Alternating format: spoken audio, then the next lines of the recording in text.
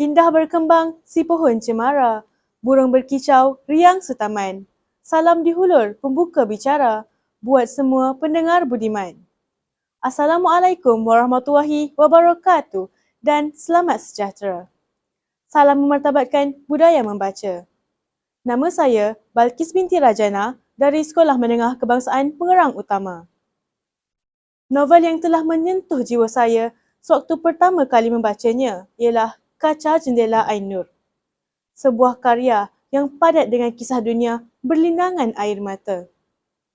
Buku fiksyen yang dikarang oleh pengarang Dian Nordin ini telah diterbitkan oleh penerbit Jemari Seni pada tahun 2011. Buku setebal 414 muka surat dan merangkumi 62 bab yang sangat padat dengan pengajaran hidup. Konsep kulit buku ini ialah gambar seorang kanak-kanak perempuan dengan riak muka yang sedih sedang melihat keluar jendela telah menarik minat pembaca.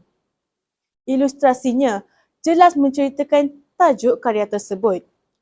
Hidup berteman air mata, bersulamkan gerimis, berlatarkan jendela yang diharapkan dapat melakarkan pelangi selepas hujan. Petikan kata-kata, masa itu adalah makhluk Allah yang tak pernah henti berdetik.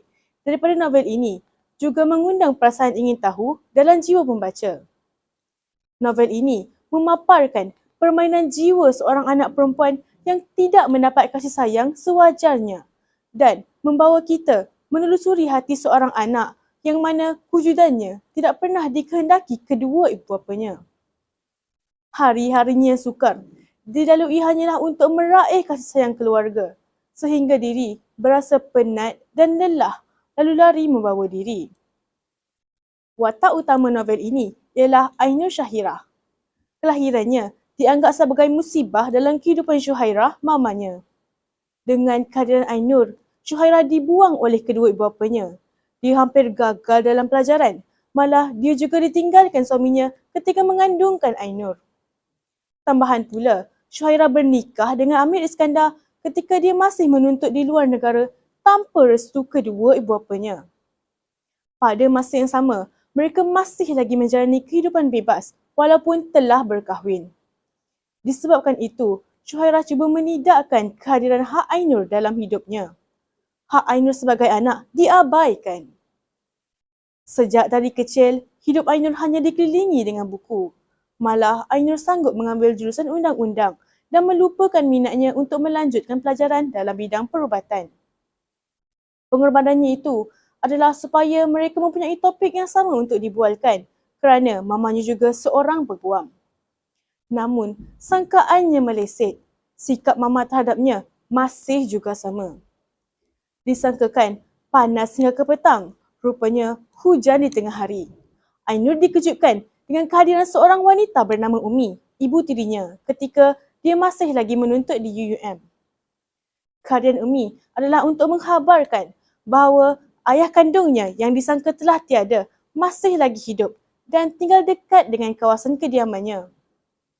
Wujudan Amir Iskandar disangka dapat mengisi ruang kosong di hati. Namun, dia hampa lagi kerana penerimaan ayah sama dengan Rama yang tidak pernah mahu menerima kehadirannya di dunia. Ainur letih dan lelah untuk menagih kasih ibu bapanya dan nekat membawa diri.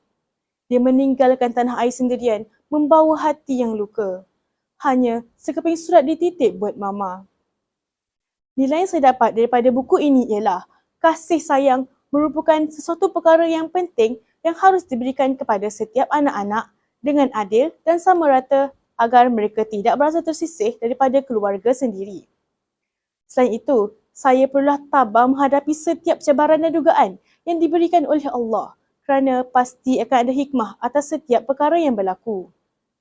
Pengajarannya, kita perlu menghormati dan menyayangi ibu bapa walau apapun yang telah terjadi kerana tanpa mereka, kita tidak akan lahir ke dunia ini dan untuk mengelakkan diri daripada menjadi anak derhaka. Ibu bapa pula haruslah memikul tanggungjawab yang sewajarnya kepada anak-anak selain mencurahkan kasih sayang secukupnya. Segala kekilafan manusia haruslah dihadapi dengan mencari jalan penyelesaian, bukannya lari daripada masalah dan meninggalkan tanggungjawab tanpa rasa bersalah. Begitulah serba sedikit perkongsian minda saya berkaitan karya kreatif Kaca Jendela Ainur.